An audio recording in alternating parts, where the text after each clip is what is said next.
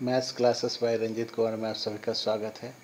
आप सभी पढ़ रहे हैं 12 class maths relation and function, जिसका पहला एक्सरसाइज 1.1 का हम लोगों ने ए बी सी मैंने 1 नंबर का 1 2 3 हम लोगों ने कर लिया था।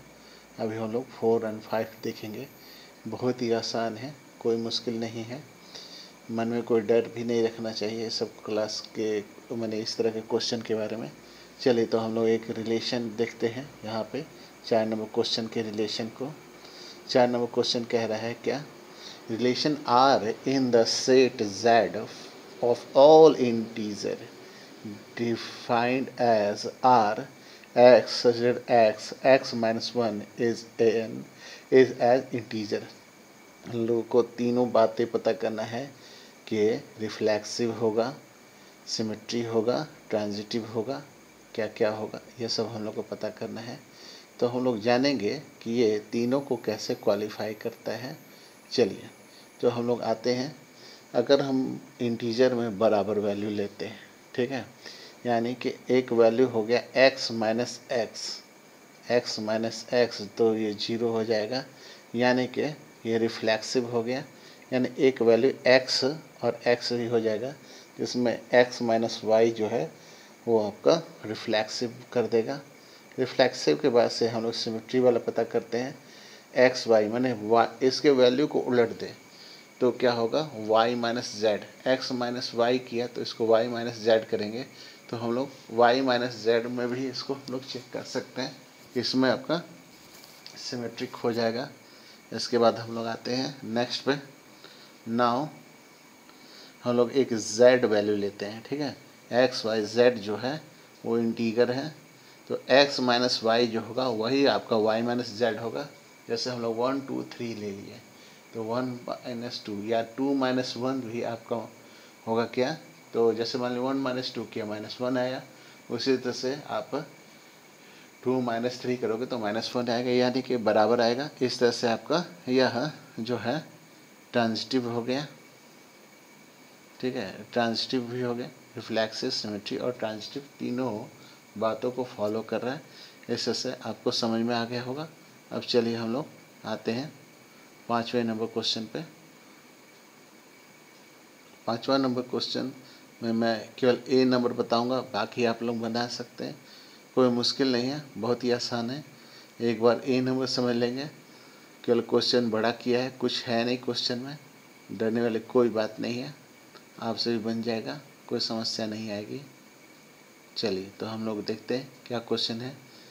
तो 5वां नंबर क्वेश्चन है, relation R is in the set A human being in a town at a particular time given by, जैसे R x y such that x and y work at the same place. एक ही जगह काम कर रहे हैं, तो हम लोग पता करेंगे इनका रिलेशन क्या क्या होगा। रिफ्लेक्सिव, सिमेट्री और ट्रांजिटिव, ये तीनों के तीनों हम लोग पता करेंगे। चलिए तो हम लोग आते हैं 5वें नंबर क्वेश्चन पे। हमारा 5वां नंबर क्वेश्चन का पहला यह है कि x y such that x and y work at the same place. तो ऐसा है कि देखिए सेम प्लेस में काम कर रहे हैं, यानी एक्स और वाई एक ही प्लेस में कर रहे हैं, तो एक्स रिफ्लेक्सिव हो गया, यानी एक ही जगह काम कर रहे हैं। तो x उसी जगह काम कर रहा है जहाँ y भी काम कर रहा है। ध्यान दीजिएगा, x उसी जगह काम कर रहा है जहाँ y भी काम कर रहा है। ऐसा नहीं कि दोनों अलग अलग जगह काम कर रहे हैं। तो इसका मतलब ये आपका सिमेट्री भी हो गया। चलिए अब हम लोग एक z लेते हैं, ठीक है। एक माने x y के अलावा z लेते हैं, माने x उसी जगह काम कर रहा है जहाँ y काम कर रहा है, और y जो है पे काम कर रहा है वहाँ z भी काम कर रहा है। तो इस तरह से हम लोग लिख सकते हैं कि एक्स जेड भी एलिमेंट होगा आपका आर का। तो ये ट्रांजिटिव हो गया, यानी एक्स आर रिफ्लेक्सिव हो गया, सिमेट्री हो गया और ट्रांजिटिव भी हो गया। चलिए आर नंबर पे हम लोग बी नंबर क्वेश्चन पे आते हैं।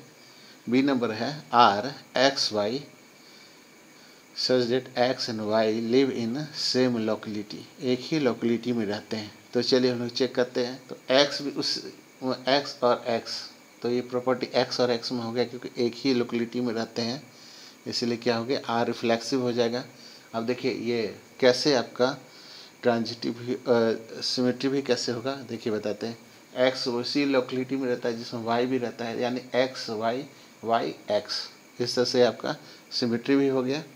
और हम लोग एक जेड ले लेते हैं तो ये उस तरह से सिमेट्री भी हो जाएगा। देखिए एक्स वहीं रहता है जहाँ जेड रहता है और वाई वहीं रहता है जहाँ जेड रहता है।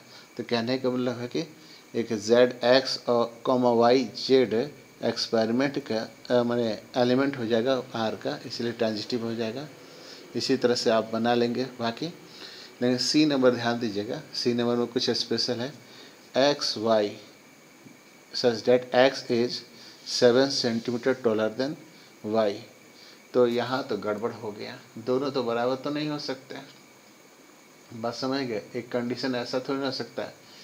और समस्या यह आ जाएगा कि x और y सेम हाइट के तो है नहीं, इसीलिए एक्स एक्स नहीं होगा एलिमेंट, है ना, इसीलिए आपका ये ट्रांजिटिव नहीं होगा। अब हम लोग चेक करेंगे, सॉरी रिफ्लेक्सिव नहीं होगा। तो हम लोग सिमेट्री चेक करते हैं। x का y जैसा हाइट तो है ये नहीं है, तो y x का हाइट कैसे होगा, मैंने एक्स वाई तो एलिमेंट होगा आर का, क्योंकि वो तो हम कह दिए कि एक्स जो है वो वाई से 7 सेंटीमीटर ज़्यादा है, लेकिन ऐसा तो ना होगा वाई जो है 7 सेंटीमीटर का हो जाएगा ज़्यादा, ये तो गलत हो जाएगा, इसलिए ये आपका सिमेट्री भी नहीं होगा। अब हम लोग ऐसा माने कि एक जेड ले लेते हैं जो एक्स से जेड 7 सेंटीमीटर बड़ा है और वाई जेड से 7 सेंटीमीटर बड़ा है, तो ये संभव ही नहीं है। तो एक्स जेड आपका एलिमेंट नहीं होगा, ट्रांजिटिव ये भी नहीं होगा। चलिए इस से आप बाकी क्वेश्चन इसका बना लेंगे। चलिए तो हम लोग आज अभी 2 नंबर क्वेश्चन इसका शुरू कर देते हैं बनाने के लिए। क्वेश्चन 2 नंबर कोई मुश्किल नहीं है, बस ये समझिए कि सेट थ्योरी वाला ही क्वेश्चन है, थोड़ा बदल के दे दिया था। लंबा चौड़ा भाषण जो है वो देता है ये सवाल बनाने के नाम पे, तो आपको डरना नहीं है भाषण वसन से, भाषण का डट के जवाब देना है। So that the relation R is the set of R of real number defined as R is equal to A B such that ए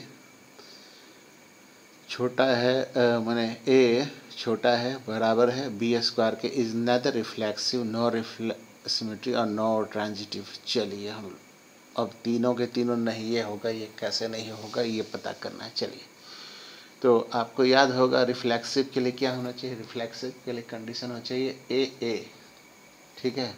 चलिए हम लोग चेक करते हैं रिफ्लेक्सिव काहे नहीं होगा। तो अगर हम एक कोई वैल्यू ले लिए, ठीक है, ये कह रहा है रियल नंबर, तो रियल नंबर में कौन नंबर ले सकते हैं, तो हम लोग ने क्या ले लिया, हम लोग रैशनल नंबर ले लेते हैं। तो रैशनल नंबर जैसे लेंगे ए का वैल्यू कुछ लेंगे तो मान लें बी में उसका रूट हो जाएगा, या बी का वैल्यू लिए तो 1/4 हो जाएगा, तो ए के वैल्यू नहीं ना होगा, इसलिए ये आपका एलिमेंट नहीं होगा आर का, यानी रिफ्लेक्सिव नहीं होगा। और सिमेट्री इसलिए नहीं होगा कि 1 रखते हैं तो 4 हो जाता है, ठीक है। मान लीजिए 1 का कोई वैल्यू है तो वो इसीलिए 4 हो जाता है, तो 4 के लिए तो फिर 1 नहीं ना हो जाएगा, इसीलिए सिमेट्री भी नहीं होगा। और एक हम 3 ले लेते हैं, ठीक है, माने बीच का कोई वैल्यू लेते हैं 3, तो 3 2 और 2 1.5 ऐसा एलिमेंट ऑफ आर हम कंसिडर करते हैं। तो 3 जो है वो 2 स्क्वायर से क्या है कि 3 बड़ा है, तो 4 हम लिखते हैं इसको, और उसी तरह से 1.5 2.25 हो जाएगा। तो इसका मतलब है कि आपका ये एलिमेंट जो है माने 3 और 1.5 जो है एलिमेंट नहीं होगा आर का, क्योंकि यहाँ जो नियम बताएगा उसी के अनुसार हम लोग कर सकते हैं, इसलिए आर रिफ्लेक्सिव नहीं, सिमेट्री भी नहीं और ट्रांजिटिव भी नहीं होगा।